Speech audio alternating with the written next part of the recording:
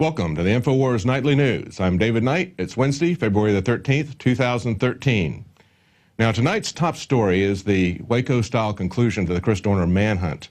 If you watched the nightly news last night, you saw Alex Jones talking live as it was happening, as the cabin was burning, and talking about how 2 hours earlier, before it had even started, he had predicted that this exact thing was going to happen. Now, how did he know that? Well, he predicted what was going to happen when they cut the CNN live feed, because that's exactly what they did in Waco. When they didn't want people to see what they were about to do, they cut the live feed, because CNN and the mainstream media essentially helps the police to cover up what they don't want people to be seen. And this is exactly what they did at Waco, which, by the way, is coming up for its 20th anniversary, April the 19th. Now, it got more interesting because as the day progressed, this morning we had some audio recordings of police scanners talking about how they were going to burn the place down. Now, we reported it. Infowars reported on their website. Alex talked about it on the radio program. Drudge linked to it. It was going around the internet, but the mainstream media still was not talking about it. But listen to the actual transcripts from this article by Paul Joseph Watson. All right, we're going to go ahead with the plan with the burners, says one officer. Copy, replies another. Like we talked about, the first officer responds. The burners are deployed and we have fire, says another officer moments later. In separate clip carried by a local news channel, police are heard to say, effing burn this MFer and burn that effing house down. And in a CBS LA broadcast, they said, get the gas and burn it down. Now, as this was happening, like I said, the mainstream media was simply talking about the fact that the cabin was surrounded. And then a fire started. There was no discussion as to what might have started the fire.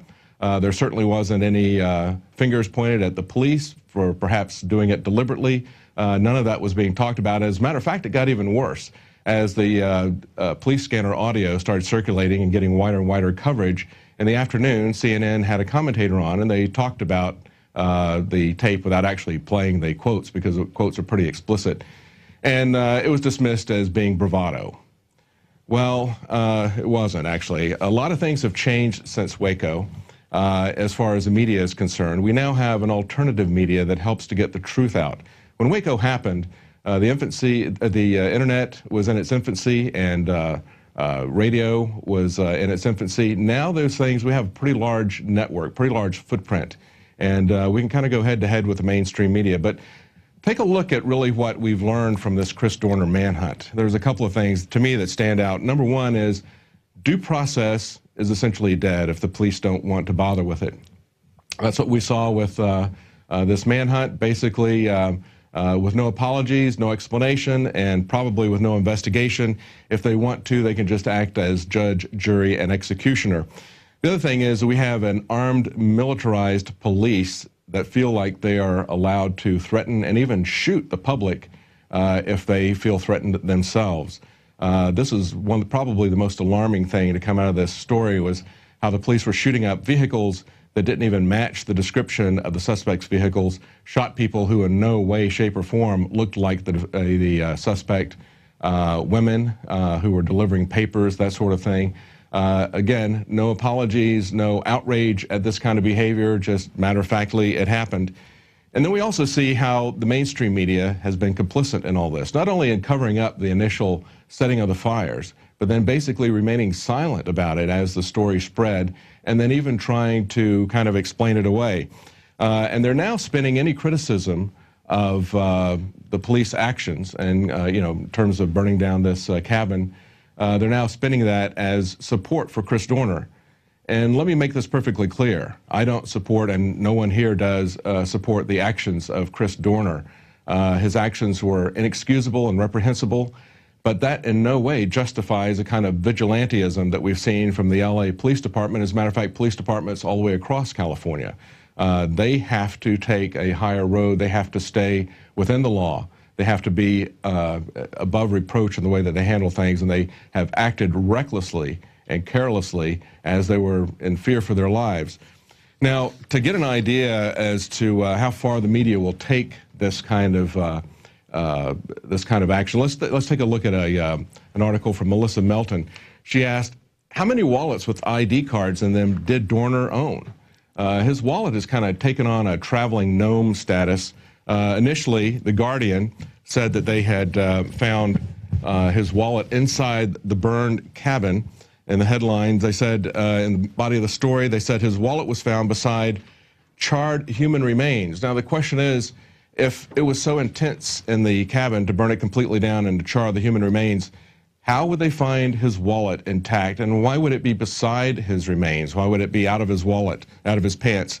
The Washington Times also noted that after an intense hours-long fire, one official with knowledge of the police investigation who spoke on condition of anonymity said investigators found a California driver's license with the name Christopher Dorner on it, along with a wallet and various personal items inside the cabin. That's according to the Associated Press. Now, back on February 11th, 2 days earlier, the LA Times reported that after authorities interviewed a boat captain down near the U.S.-Mexican border on Thursday, they found his wallet and ID cards at a port of entry near the U.S.-Mexico border.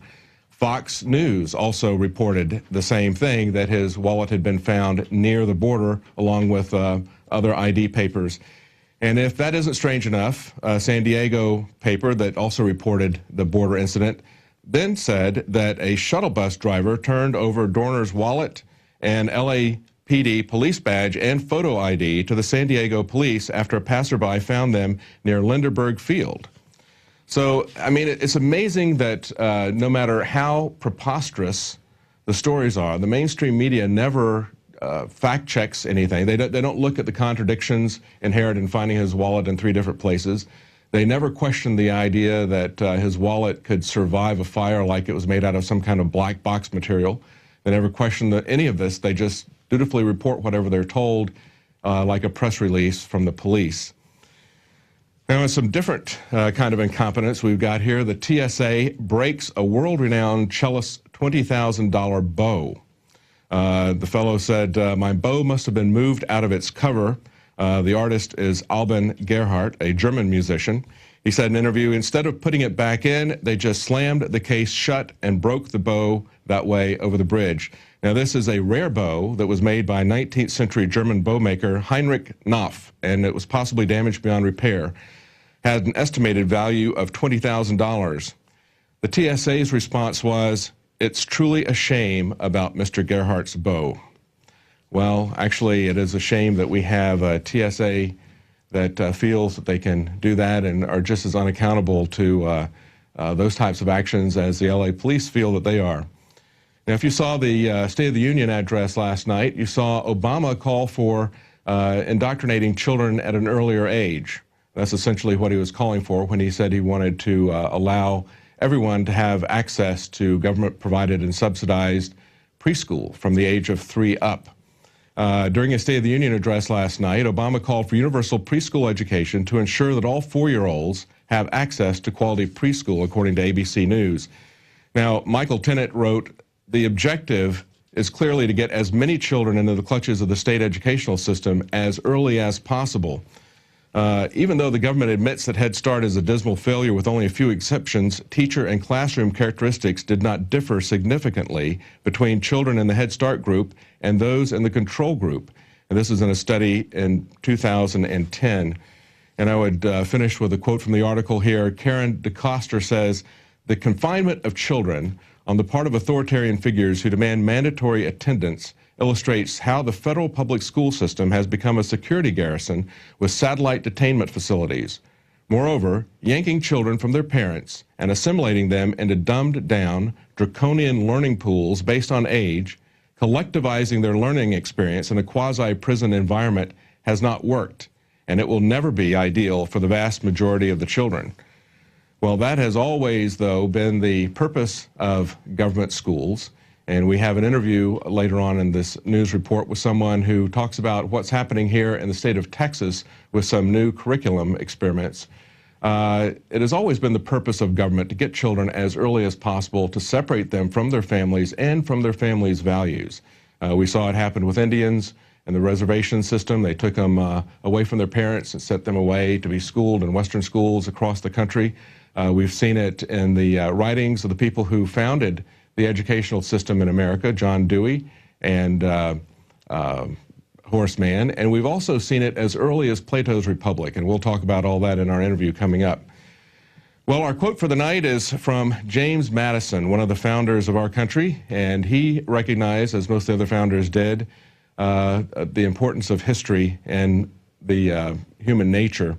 And he says, the means of defense against foreign danger historically have become the instruments of tyranny at home. And we're seeing that happen in our time because we have been kind of, had a kind of amnesia about what has happened in the past, as well as a real sheepish-like ignorance of human nature. So now what we're seeing is the same types of tactics and militarization and population control that we have used in other countries in wars where we have invaded other countries. We're now seeing that brought home.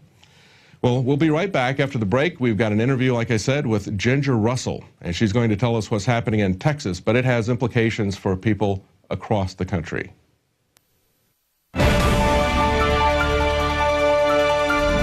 ProPure is introducing Pro One. All of your filtration in one system, portable, on the go. This is the Pro One by ProPure. You wanted it, you got it. No more do you have 2 or 3 filters to just reduce sodium fluoride. You have a system that cuts out the sodium fluoride and up to 95% of hydrofluorosilicic acid. Advanced manufacturing technology combines silver-impregnated white ceramic with new Aquamedics advanced media for removal of fluoride and other heavy metals, all in one filter element. It cuts out the acid derivative of fluoride. It is the only one that does it, and out of the gates, we have it discounted at 10% off with promo code WATER. This is the only system that in one unit helps reduce or remove pesticides, herbicides, chloramines, ammonia, and chlorine, hydrofluorosilicic acid, the most common form of fluoride not covered by other fluoride filter brands, and sodium hexafluorosilicate. This is a revolution against the tyrants. They love putting the toxic acid base of fluoride into your water. They love the fact that it's an adjuvant supercharging the trace Prozac in the water and the hormones and the other chemicals. By cutting out fluoride, you cut out the turbocharger in all the poison being artificially introduced into your body. This is what I use. It's a win-win. You get a high-quality product at the lowest price. You support the InfoWar. Get your ProPure with the new Pro One filters today at InfoWarsStore.com or by calling 888-253-3139.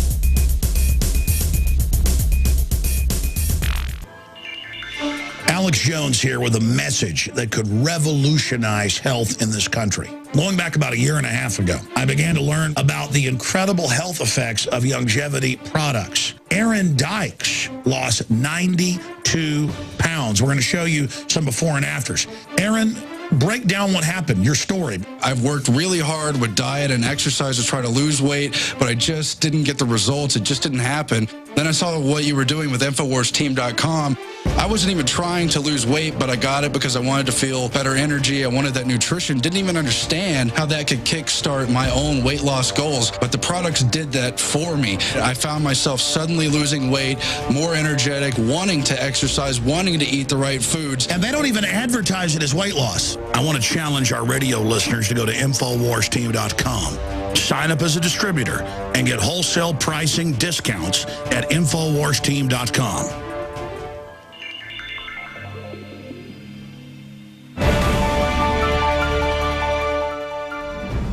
Well, many parents are concerned that Johnny can't read. But as Charlotte Iserby pointed out in the deliberate dumbing down of America that we sell at InfoWarsStore.com, that's never really been the purpose of the government schools.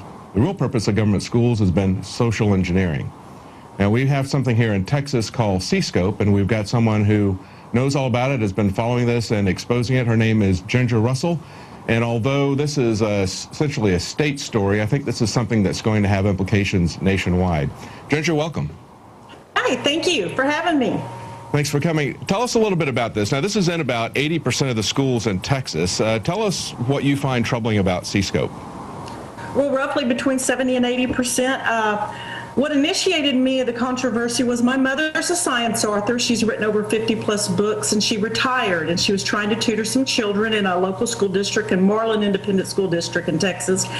And they had no textbooks, and when she requested some lessons, they knew her from her reputation. They gave her one lesson, and she found so many errors with it that she requested additional lessons to look at, and they refused. All the way up through the superintendent, they wouldn't give her any lessons to help the kids. And remember, they had no textbook.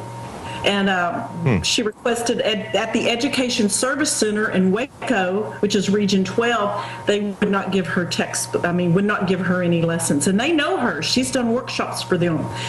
And that sort of raised the curiosity. This was back November, over a year ago, and we've been researching it ever since.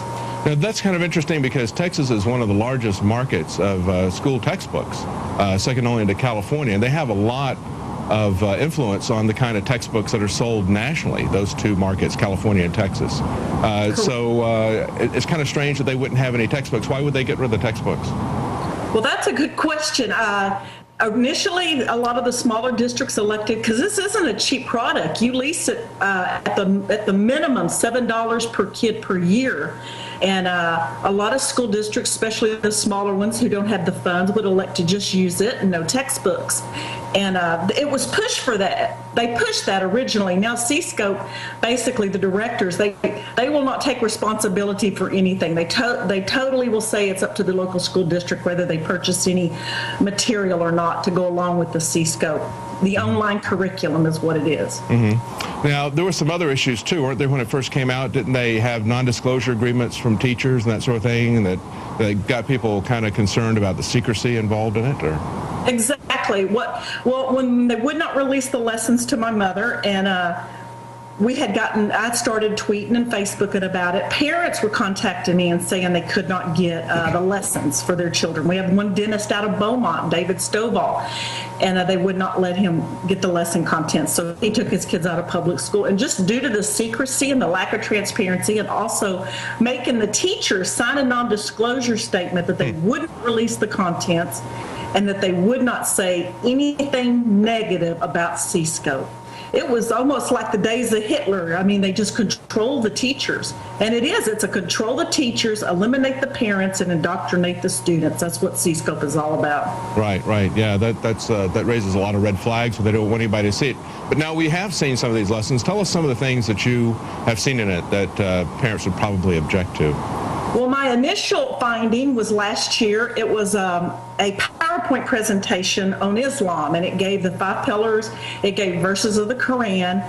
I printed it off, and once the directors of the Education Service Centers, it's Texas Education Service Centers Curriculum Collaborative, TESCCC. They own C-Scope, and it's the directors of all the 20 Education Service Centers in Texas. Once they realized who my mom was, they drove up to Marlin from Austin to meet her, and I attended that meeting. And I presented the PowerPoint presentation to Wade Labai, who is the C-Scope director for the state, and he said, that's not in there. I said, well, yes, it is. And 2 days later, he pulled it off.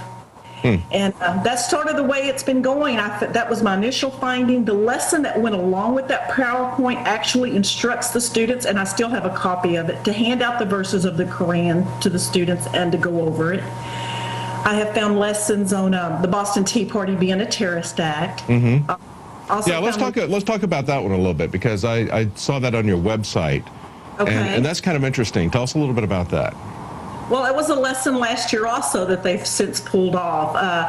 The lesson was on terrorism, and they gave a scenario. You read a story to the kids, and then the children would try to decide, or the students would try to decide when or where was this activity, and it was in reference to our Boston Tea Party. Mm-hmm. I have an excerpt from that here, and basically it's set up as a news report. This is from your site, actually. It says a local militia believed to be a terrorist organization attacked property of private citizens today at the port. Then it goes on further down to say the terrorists dressed as natives. So first they were believed to be terrorists, then they identified them and called them terrorists. So they were dressed as natives, apparently intoxicated, were able to escape into the night with the help of local citizens and so forth and so on. So yeah, that's kind of interesting. They tell them to, and one of the things that I find interesting about this is that they're not really giving them any context or any education for this. Instead, they're throwing this out there in the current context. And you know, for us, one of the things that C-Scope defended it, saying, well, you have to look at this in context. Well, to me, the proper context for this is the war on terror and things that we've seen, like the MIAC report that identify people who talk about the Constitution, people who are libertarians, conservatives, identifies them as terrorists. So when you've got government putting out reports identifying, people like the people that were the Boston Tea Party as terrorists, and then they have these kind of lessons in the school, to me, that's the greater context. That's exactly right. Like Senator Taylor said in the Education Committee a couple of weeks ago, that this was an act of protest. This was not a terrorist attack. Mm-hmm. Exactly. And, they don't teach in C-Scope. C-Scope has no absolute truth. They will put something out there and the children discuss everything. It's a discussion. What do y'all think about this? What do y'all think about this? Should the Second Amendment be a collective right, or is it an individual right? There's no teaching. It's just right. Well, getting back to context again, how are children supposed to make these kinds of decisions when they don't have any factual information or any context in which to put that? But it's even worse than that, because like you said, there's this kind of moral relativism. It's a postmodernism. Basically, they're trying to separate the children from the notion that there is any absolute truth, and they're trying to separate the children from facts. And then that just makes the children, as they grow older, it makes them malleable. When I'm looking at this report, the last thing at the bottom of this Paul Revere thing, the final activity is to create a class definition for terrorists. So it's totally subjective. There's nothing objective here at all. It reminds me, are you familiar with the Agenda 21 and the Delphi technique that they use in these Sustainable Development meetings? Very. C-Scope is Agenda 21 from K through 12. Yeah, exactly.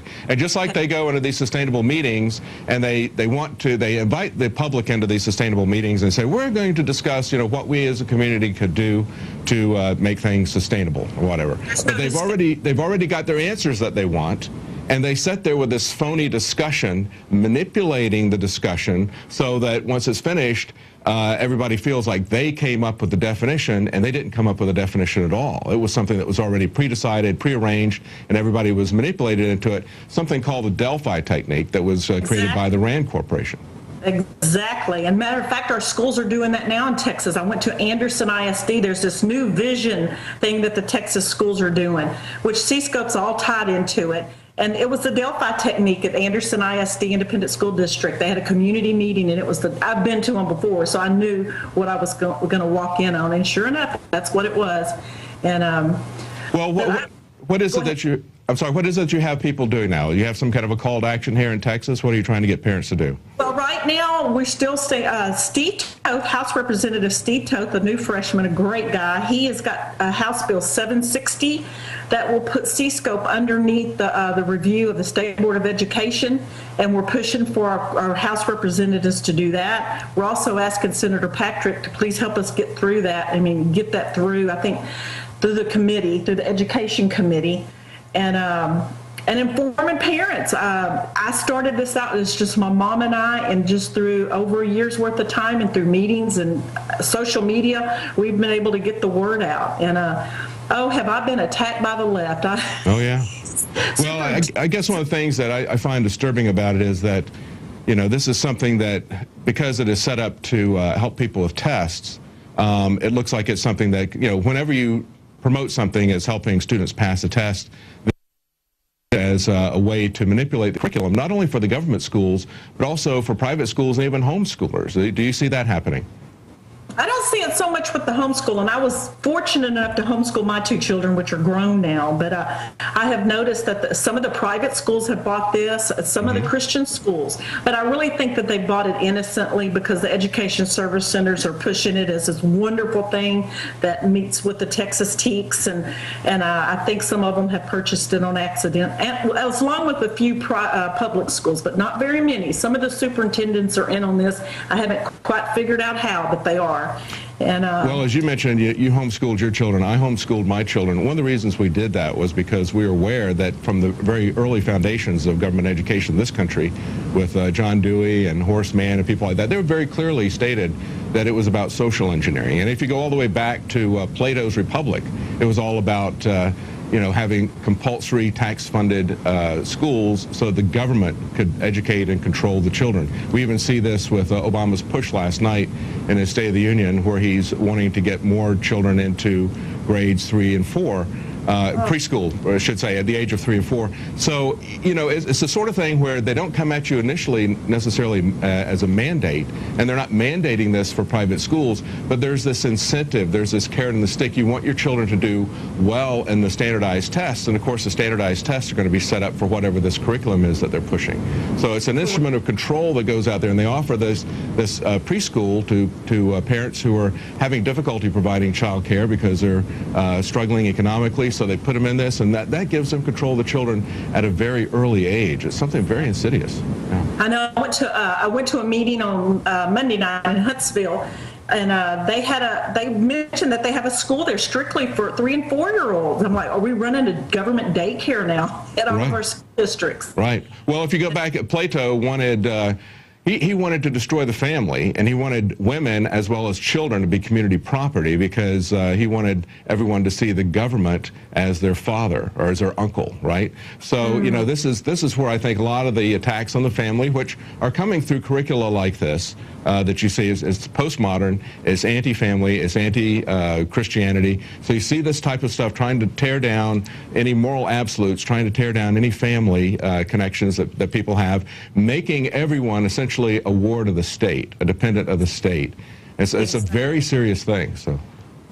Exactly, and I'm just hoping that more people become in, because the newspapers, our newspapers, local newspapers, they will not carry it. Very few media outlets that we have will pick up the story and run with it. I have tried so hard. Even pastors, I can't get the pastors involved. Mm-hmm. It's just very disturbing to me that people are not waking up, and you can't. You've tried to find a means to let people know, and it's very hard. But thank you for doing that. And well, you have a website. It's C-Scope Review.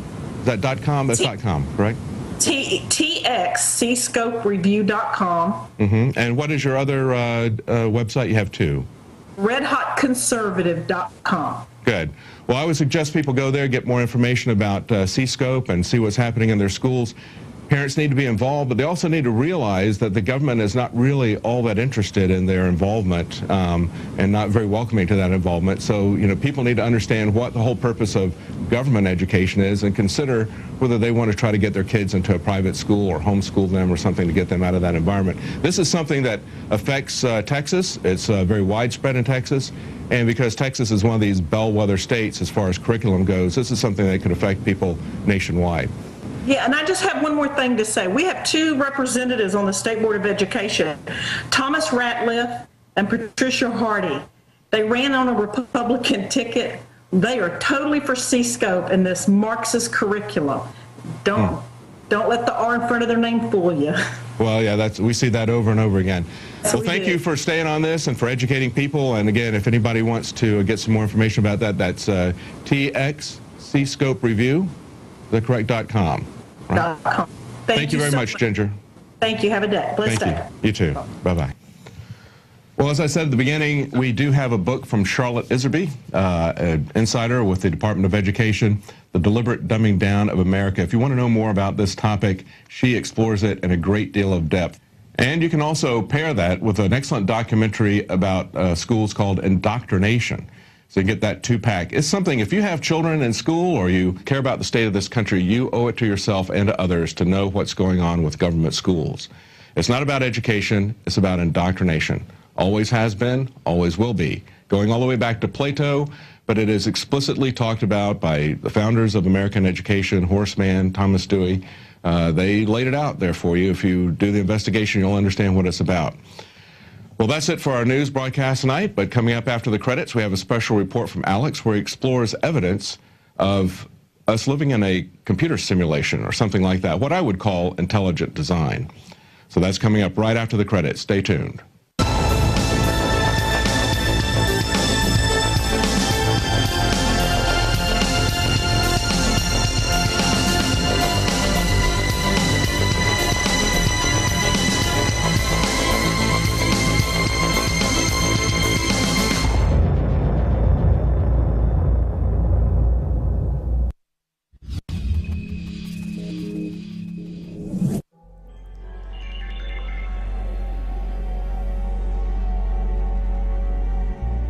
The mysteries of the universe, the age-old questions.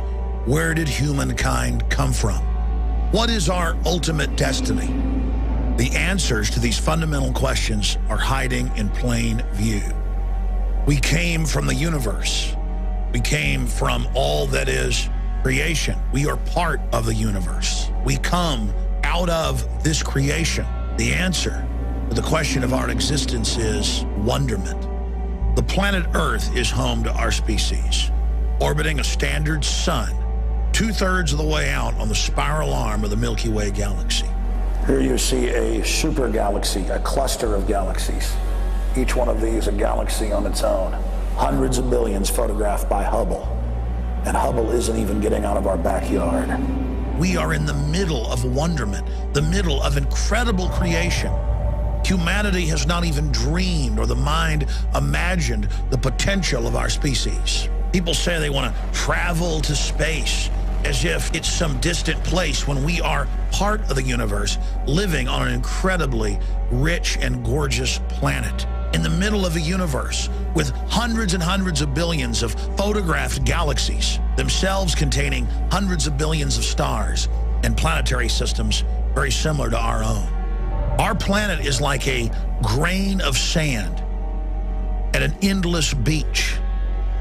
But still, despite the fact that it's so tiny, all of our species' history has taken place on this globe.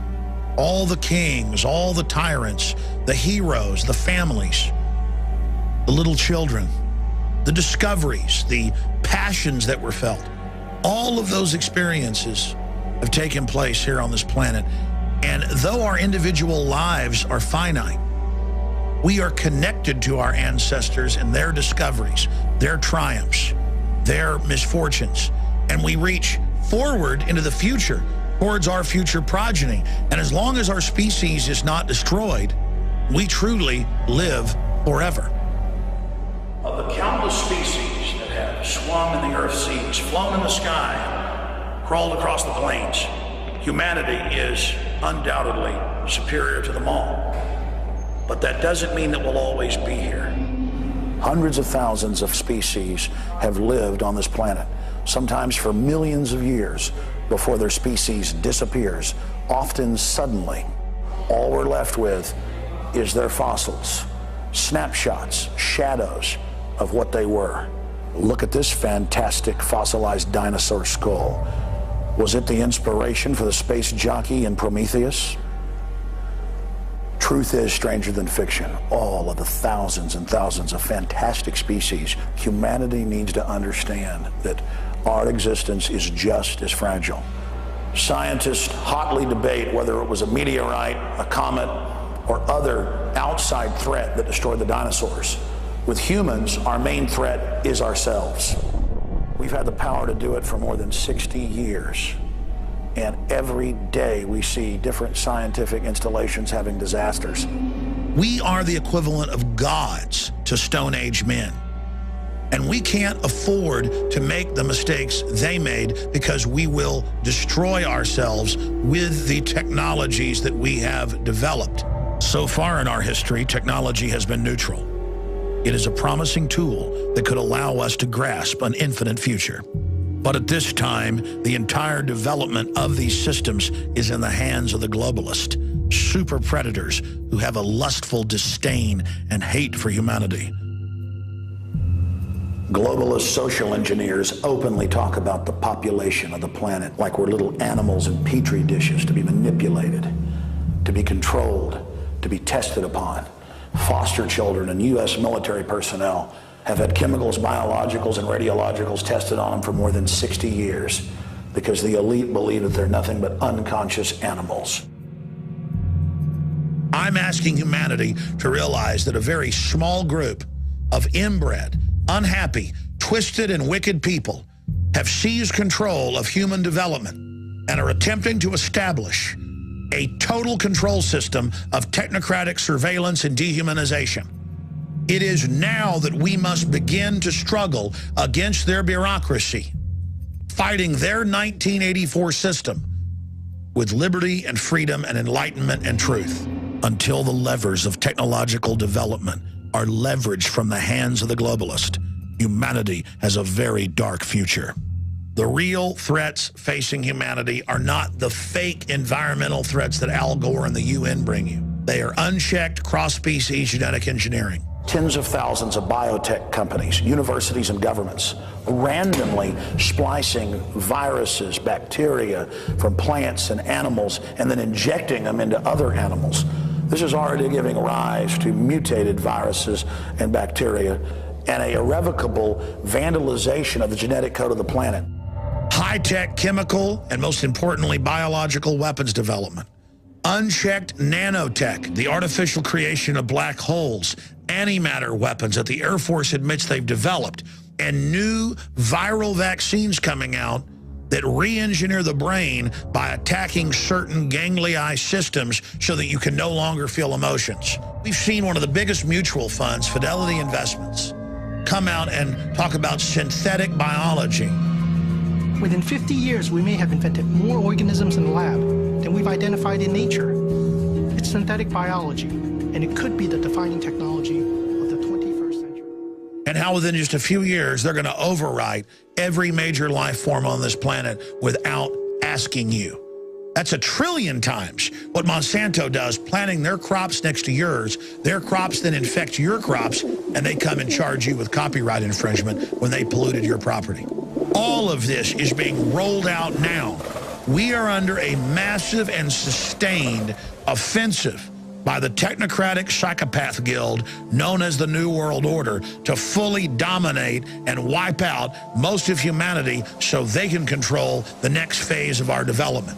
The United Nations, Ray Kurzweil, all these different transhumanists openly say that they're not giving anybody a choice, that they're going ahead in this attempt to evolve humans and merge us with machines. We intend to create a new vector for civilization, aimed at constant human development and evolution. The brain is transplanted into an avatar being. Man receives new, expanded life. The era of neo-humanity. And they believe that they know what the outcome is going to be without even having a public discussion. They believe that they govern the future evolution, as they call it, of our species. That's why we're doing this news report, in the hope that people will look up from the dirt and the television programs and sitcoms and football games that don't matter, that are put there to distract you from the real world, the whole universe going on around you, so that we can have a real debate as a species about our future. And see that there is an entire universe around you of ideas, and that we can chart our future. We can chart our future. Can chart our future. I'm asking for it.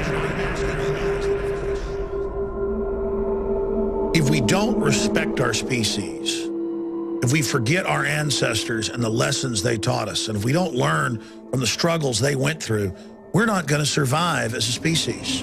You see, we as humans have this instinctive feeling that we've been here forever. When we read the writings of Plato, written more than 2,000 years ago, or William Shakespeare 500 years ago, their words are spoken alive in our minds. This is communicating with people in the past. And like electricity, it gives us a clear connection to them and the present towards the future. That, my friends, is magic. And that's why our species is timeless. Why have all human societies going back thousands of years scraped their names on tree trunks or on cave walls? Because there is a fundamental human need to communicate forward into the future. It's ingrained in us to teach those that come after us the experiences we had so that they don't relive the mistakes that we made. And so they will learn from the good things that we discovered. We communally share in the knowledge that our species has developed. This is what's different about mankind versus all the hundreds of thousands of species that have come and gone on this planet in its ancient history. We are able to change our environment. We are able to grasp that we're finite, and we are able to construct systems and languages and sciences of mathematics, just as we can decipher the hieroglyphs in Egyptian caves and know what they were thinking 4,000 years ago. We can go back 500 years ago to William Shakespeare. In Shakespeare's Hamlet, they are burying someone and accidentally dig into the grave of a man who had taken care of Hamlet when he was a child. And Hamlet, in awe, looks at the brow ridges and the face of the skull that was his childhood babysitter and says, I laughed at your jokes. You carried me on your shoulders 1,000 times, and now look at you.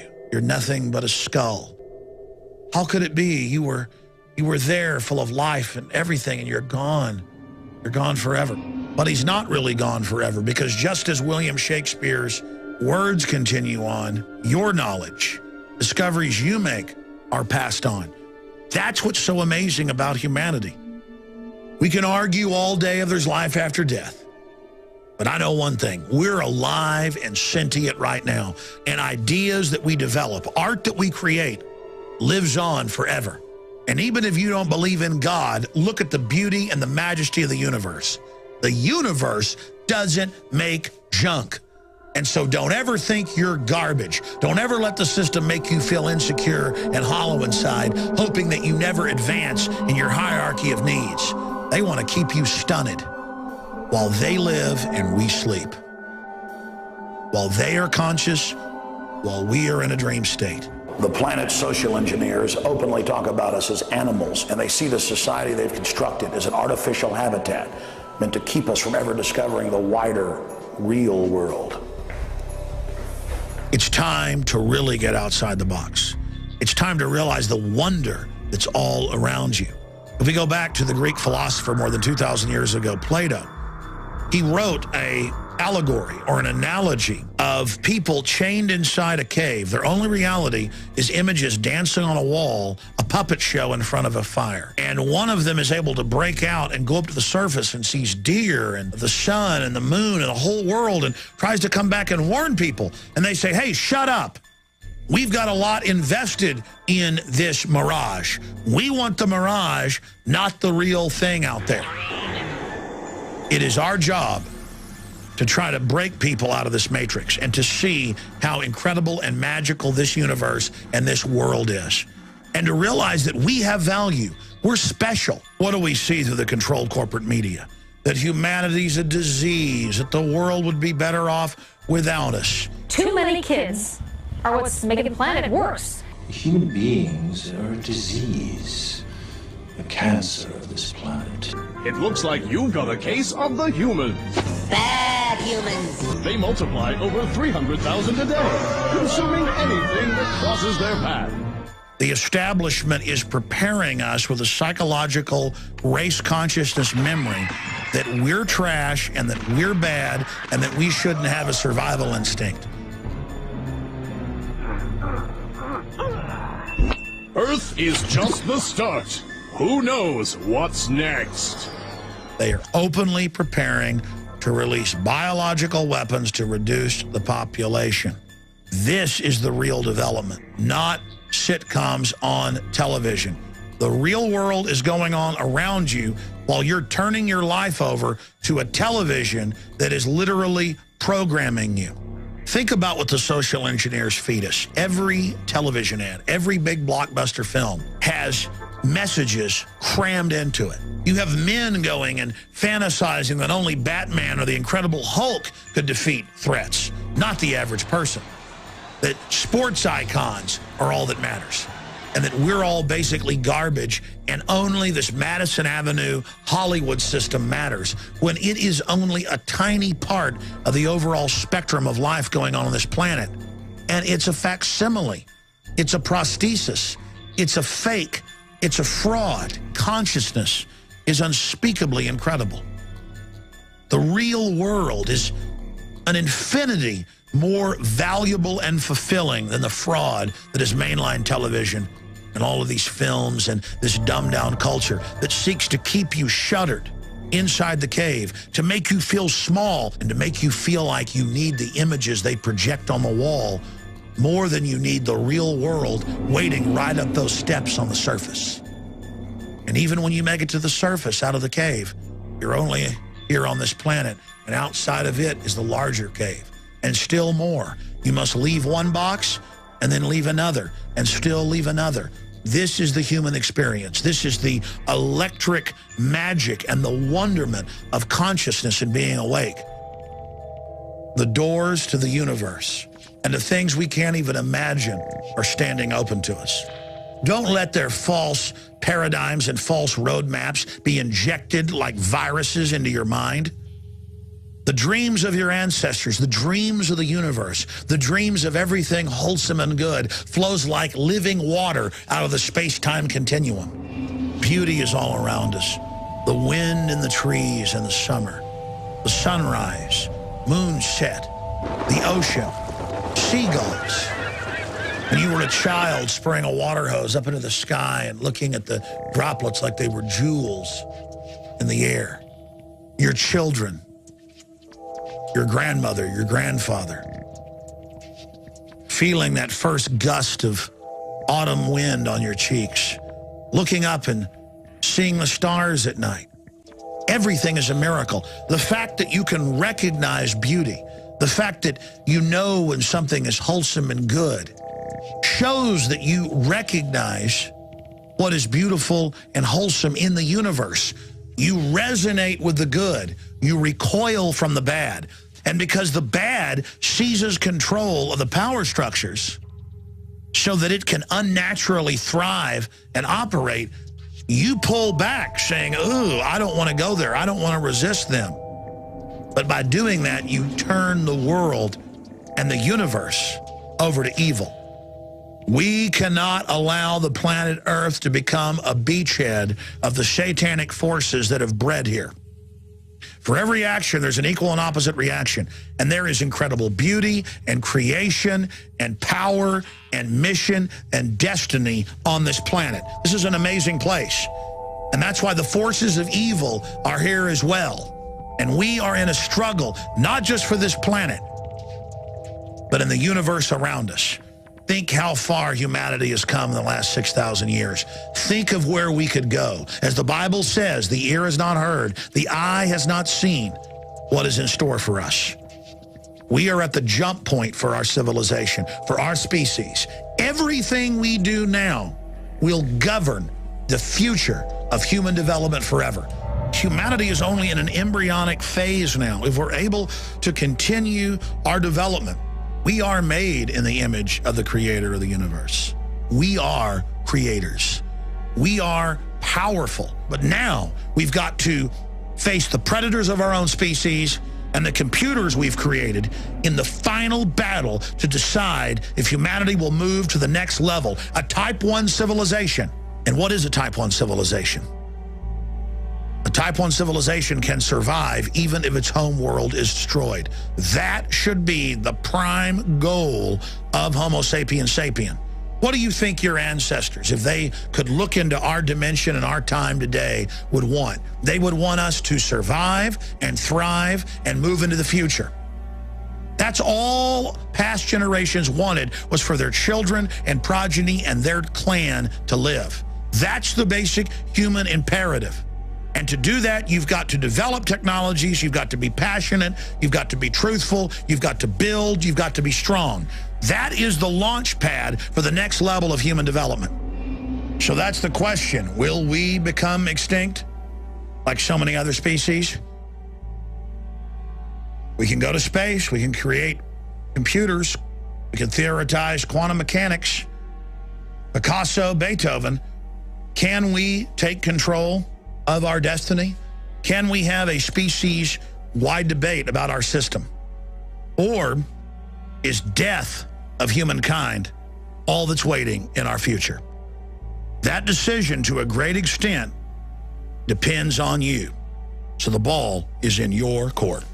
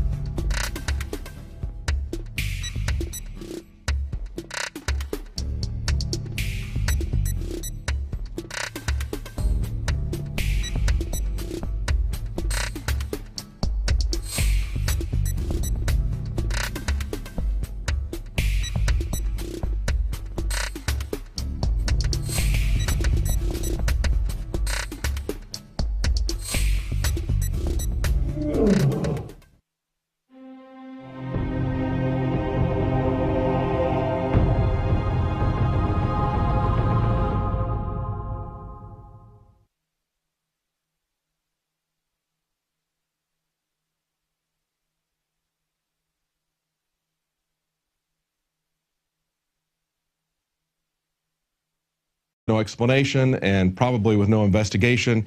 If they want to, they can just act as judge, jury, and executioner.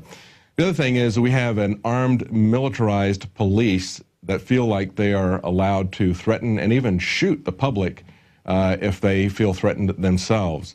This is probably the most alarming thing to come out of this story was how the police were shooting up vehicles that didn't even match the description of the suspect's vehicles, shot people who in no way, shape, or form looked like the suspect, women who were delivering papers, that sort of thing. Again, no apologies, no outrage at this kind of behavior, just matter-of-factly it happened. And then we also see how the mainstream media has been complicit in all this, not only in covering up the initial setting of the fires, but then basically remaining silent about it as the story spread, and then even trying to kind of explain it away. And they're now spinning any criticism of the police actions and, in terms of burning down this cabin, they're now spinning that as support for Chris Dorner. And let me make this perfectly clear. I don't support, and no one here does, support the actions of Chris Dorner.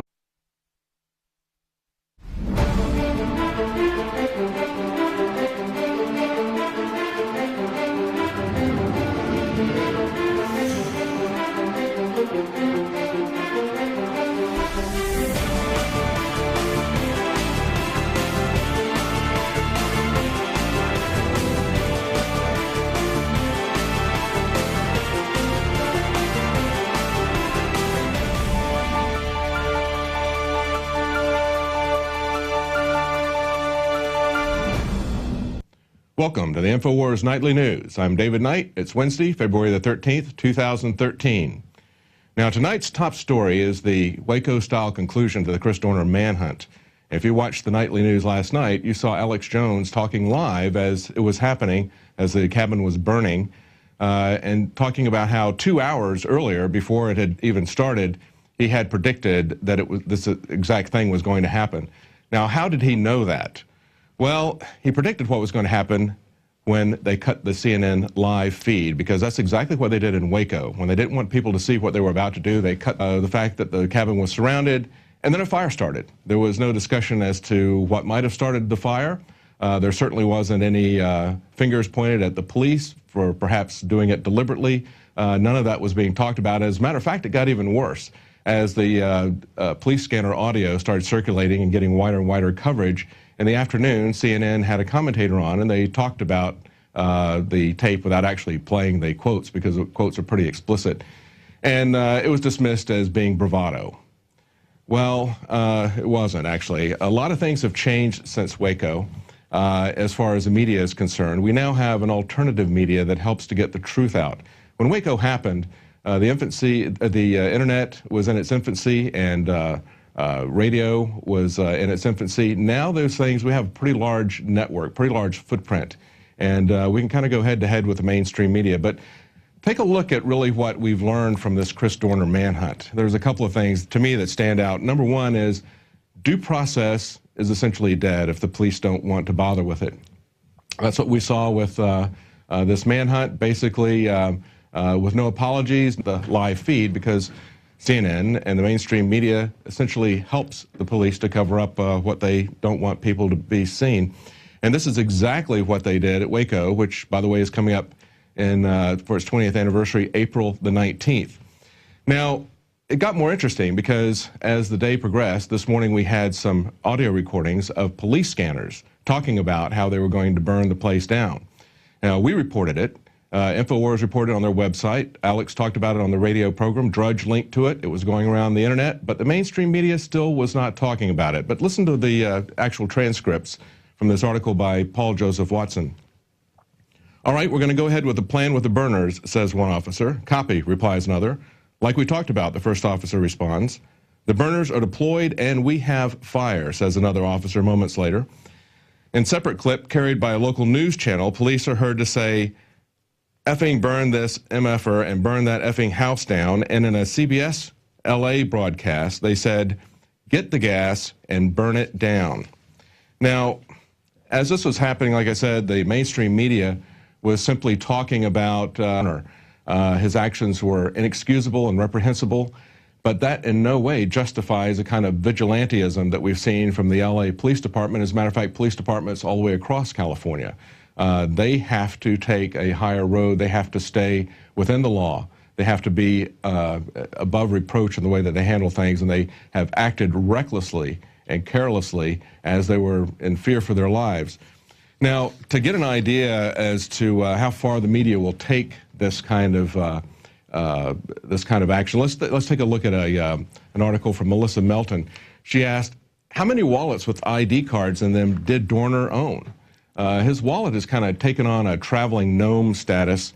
Initially, The Guardian said that they had found his wallet inside the burned cabin. In the headlines, they said, in the body of the story, they said his wallet was found beside charred human remains. Now, the question is, if it was so intense in the cabin to burn it completely down and to char the human remains, how would they find his wallet intact? And why would it be beside his remains? Why would it be out of his wallet, out of his pants? The Washington Times